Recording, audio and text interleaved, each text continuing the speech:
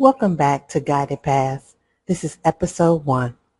I want to congratulate you for being brave, for walking into the unknown and starting your spiritual journey. I promise you that as you go through this journey, you're going to discover so much about yourself, so much about God, and you're going to have such a lighter feeling and to know that you are safe, you are protected, and you are loved. Now, what I want you to do is to grab a piece of paper, grab a pen, get quiet, be in a place where you won't be disturbed so you can focus. I want you to have this journal to write down what is it that brought you here to this point where you decided that no matter what, no matter the fear, no matter what people are saying, that deepest in your soul is making you move toward God to learn and understand God and to take this spiritual journey. As you are writing down what brought you here, also write down what is it that you are afraid of. Fear has been ingrained in us through society. And so this is the first thing that we are going to conquer is the fear. Because fear can be debilitating. It can hold you in your tracks. It can put you on pause. You can have all of the gumption in you to move forward. But then fear will step in. Because fear is the false evidence appearing real. And your fear is housed in your ego. You're going to hear things as, you can't do that, or, last time you tried to do this, you failed, or you were embarrassed, or you feeling shame or guilt. We're going to investigate where these thoughts are coming from. Are they your thoughts? Is your energy picking up other people's thoughts? Have you been taught these things to believe? What do you believe is the real question. And then we're going to see what you believing. Is that truth? If it's truth, then it's from God. If it's not truth, well, it's from someplace else. So what is it about fear? Why is it so prevalent around us? Why is it? I'll tell you why. Society has placed fear in their strategy because they know the power of it. See, it's not the fear itself. It's not what they're putting in front of you to be afraid of. Is the power. The power is actually you. What you believe in is what gives it power. Let me say that again. What you believe in is what gives the power. So let's say talk about an instance for me. I've desired to travel since I was a child. And I tried to branch out and just go to the unknown. I didn't care, I had no fear about going. It was exciting to me to go move to another state. But because my mom's fear of me being out there alone and not knowing anyone, and even her own fear of going anywhere because she was born and raised in Chicago. The furthest she left out of Chicago was one time on a plane to Kansas City to visit her grandmother to take my sister when she was first born. The second time, the furthest she would go will be Wisconsin. And it wasn't until her later years that I took her to Florida. And she died at the age of 84. Out of 84 years, she spent most of her life in Chicago and didn't travel because she was afraid to. Now, she had every reason to be afraid. She was born in 1928. She had me at age 40 when she was 44. So she saw Jim Crow. She saw sundown towns.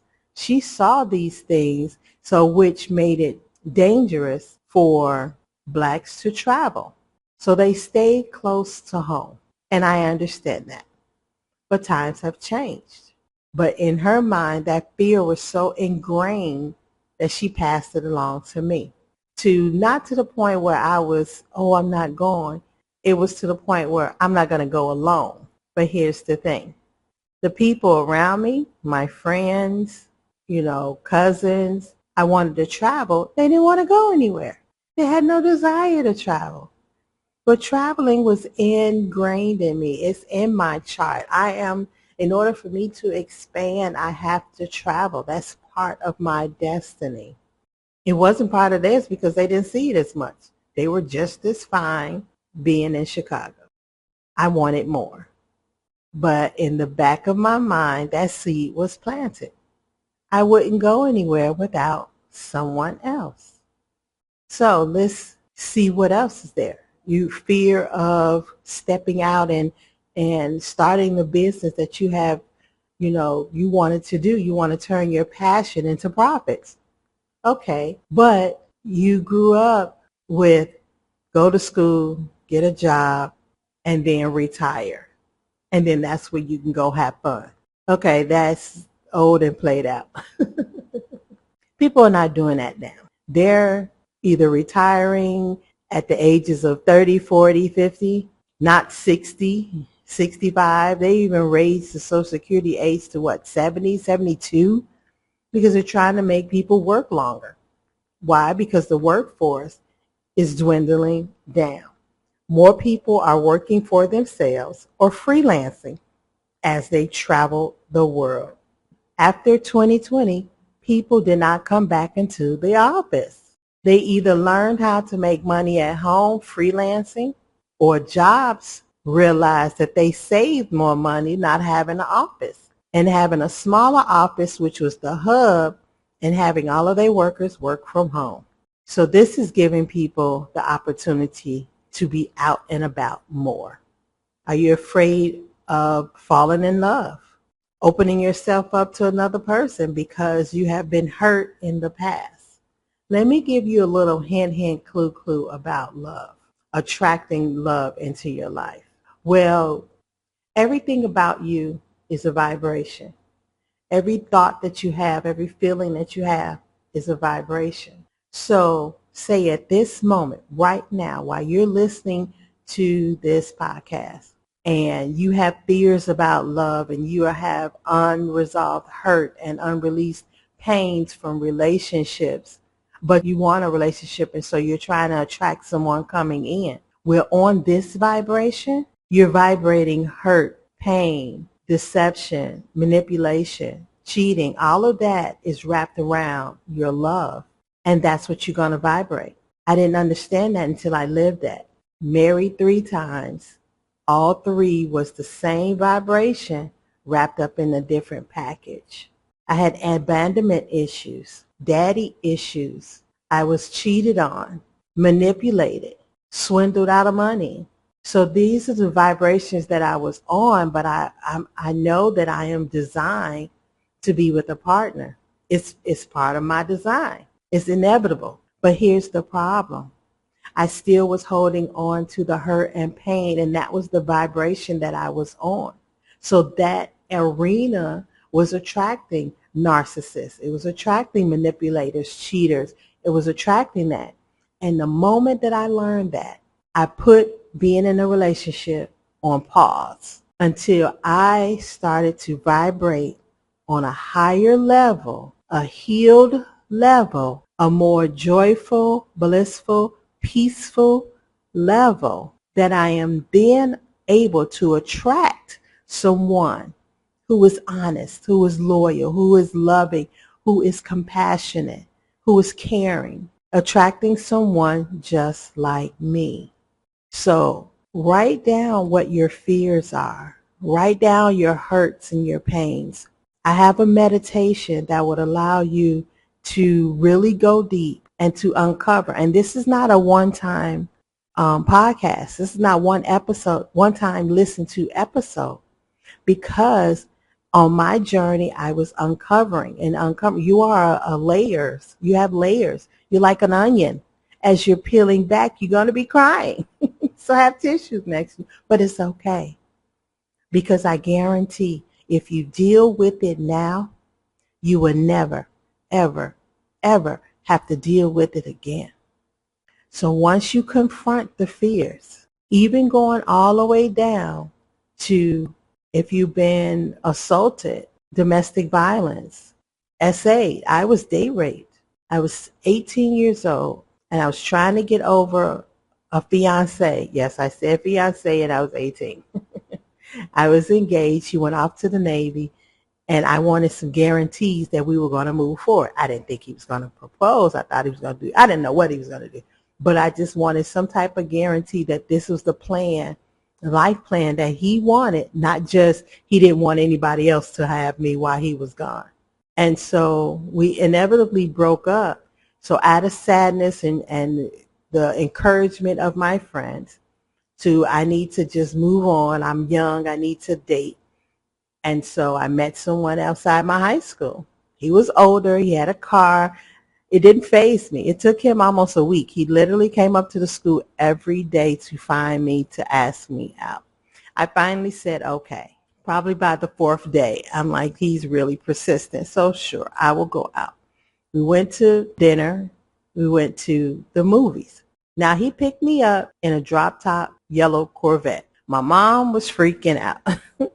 She was like, oh, who is this with this Corvette coming to pick you up? I'm 18, Mom. I can do what I want.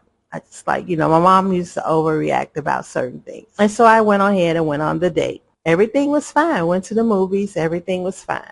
If you know anything about Chicago, we have Lake Michigan. And so we have Lakeshore Drive. And we went for a drive, and I had my eyes closed because he had the top down, and we were flying. And I was having fun, enjoying it. We went all the way up north. He turned around and came all the way back, and he stopped. This was a big lesson for me, and which made me learn every street, no matter what city I am in. I learned every street, every corner, landmarks, all of that. Well, because I had my eyes closed because it was windy and I didn't have glasses on, and I was just enjoying the ride, we end up at this high rise. So I didn't know what exit we were on, what street we were on. I didn't even know what side of town we were on, whether we were on the north side, the south side. I did not know. And he said, well, I have to run upstairs and get something. And I'm like, well, okay, cool. I have school in the morning because it was a Thursday that I went. So I said, I have school in the morning. He's like, well, I'm a gentleman. I'm not going to leave you downstairs. I'm like, it's late. He was like, come on, we'll be quick. None of my spidey senses went off. Okay, we're fine. So I kind of reluctantly went up. I looked at the doorman, and he asked the doorman to watch his car. Went on upstairs. He was like, okay, you can wait here. I was standing by the front door. He was like, come on, everything's okay. So I slowly walked, and I was in the living room. He went in the kitchen, asked me if I want something to drink, and I was like, no, can we hurry because I have to get back home, have school in the morning. His whole demeanor was fine. He's like, okay, let me go get what I came here for.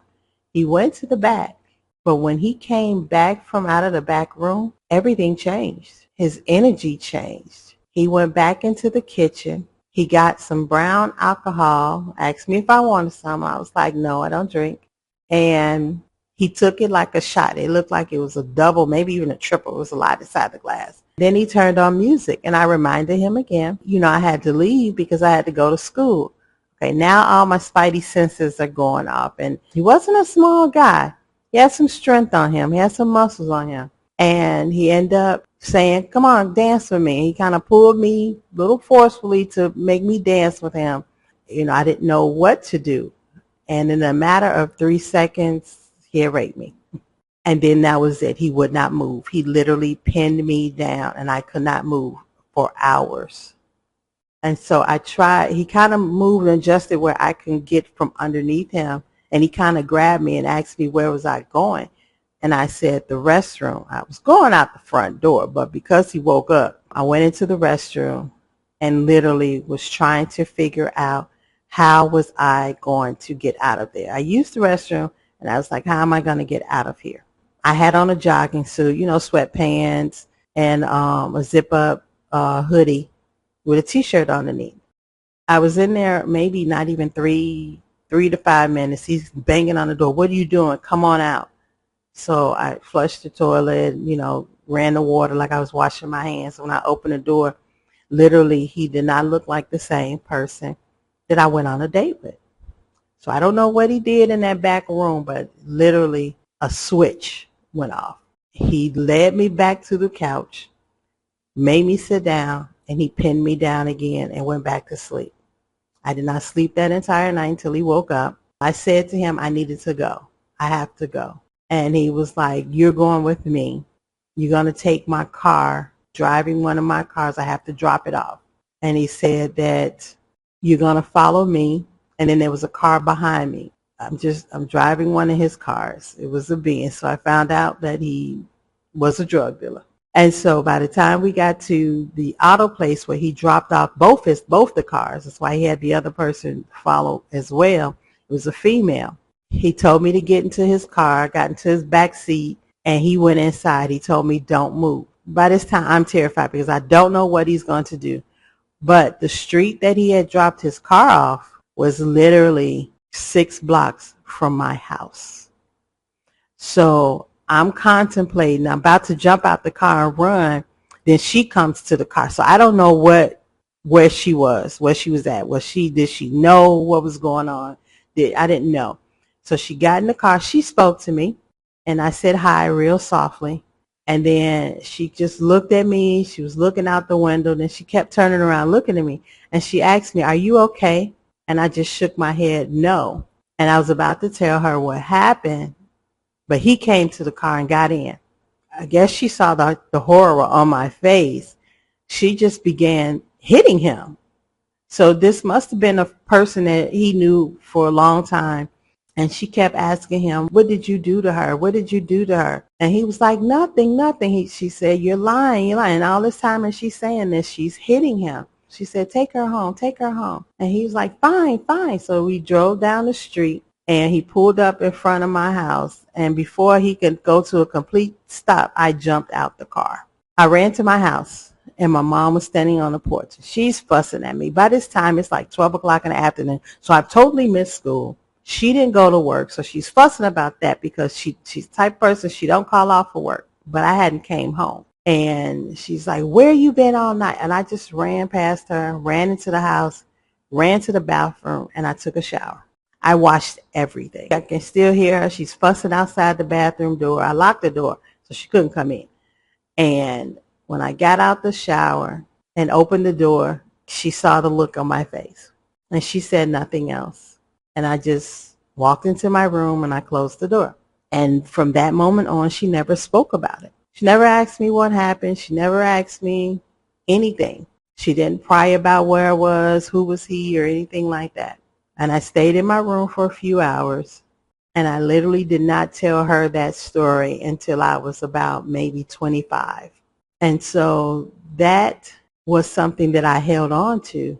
And it wasn't until I started healing things that took place, healing relationships that I was in. Spirit spoke and told me that I needed to heal my sacral chakra. And I understand that's where love is. And so if your sacral chakra is not healed, if it's not released from the trauma, you're going to continue to attract that trauma.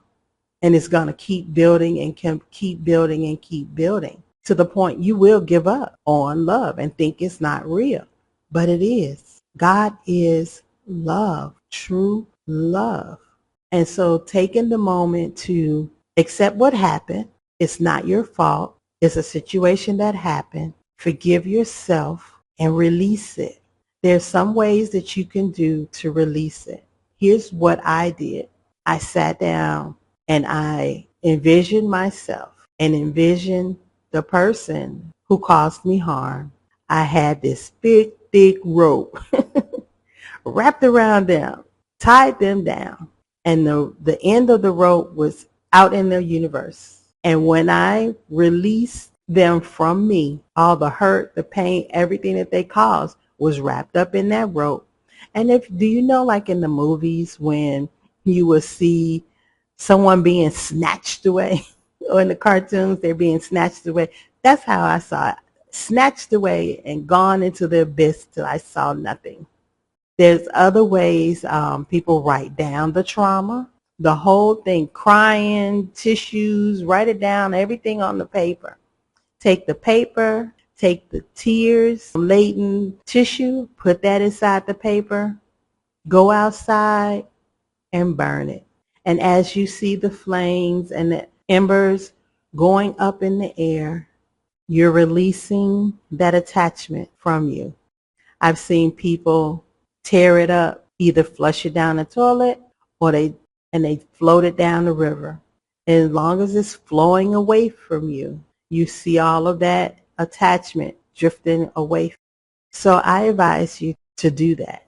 But you need to visually see all of that pain, that hurt, the tears, the crying, even the action that was committed being pulled out of you and away from you, and say, I release you. As each one of these are coming up, take the moment to feel that emotion and then release.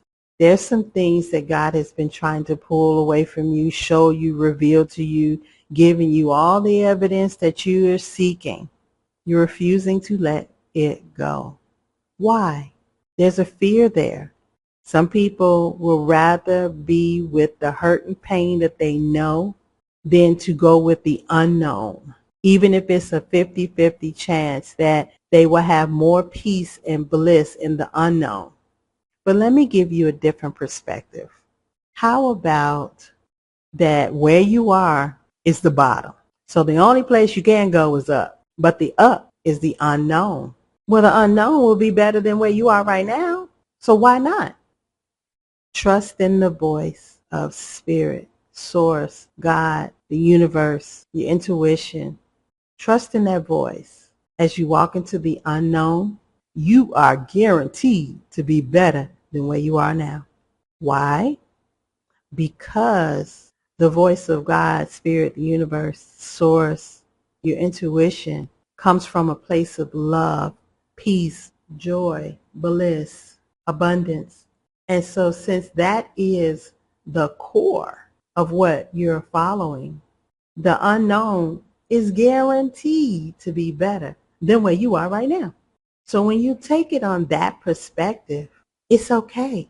It's like Spirit is coming to you to lift you up out of that muck, that grime, that quicksand, to rinse you off, give you nice, clean, new clothes, and to move you forward into where you're supposed to be. So if you want more assistance, I have a workbook for conquering your fears, and it will guide you. It has some of us need something tangible, something that we can look at, and I encourage you to unpack. Where you are going, you can't take this luggage, this baggage that you are carrying. It won't work there. And so the reason why you're not there is because you have all this baggage. Let's start unpacking. You can always reach out and have a coaching session if you are really, really struggling and you need more or further assistance. I am here. Book an appointment in my bio, and let's let you get on the other side where you belong. I love you. I'm here for you, and I will see you in the next episode.